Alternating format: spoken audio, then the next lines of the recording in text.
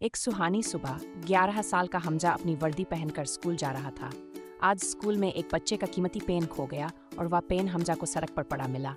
ये कलम बहुत सुंदर है, हमजा ने सोचा, लेकिन उसके दिल के किसी कोने में एक अजीब सी बेचैनी थी। अगली सुबह शिक्षक ने कक्षा में घोषणा की, अगर किसी को अली की कलम मिली है तो कृपया उसे वापस कर दें। ये कलम अली के पिता ने उसे उसके जन्मदिन के लिए दी थी और उसका दिल बहुत दुखी है। हमजा के दिल में जंग छिड़ गई। अगर मैं पेन लौटा दूं तो सब क्या कहेंगे, शायद सब मुझ पर हंसेंगे। लेकिन तभी उसे अपनी माँ की सलाह याद आई, बेटा, जो सच बोलता है वह कभी नहीं हारता, अल्लाह सच्चे का साथी है। हमजा ने अपनी जेब से एक पेन निकाला और शिक्षक को दे दिया। शिक्षक मुस्कुराए और अली की ओर कलम बढ़ाया, जिसकी आंखों में खुशी के आंसू थे। अली ने हमजा से कहा, तुम सचमुच बहुत अच्छे दोस्त हो, धन्यवाद।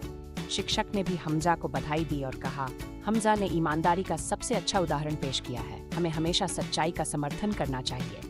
उसी दिन स्कूल के प्रधानाध्यापक ने हमजा को ईमानदारी पुरस्कार दिया।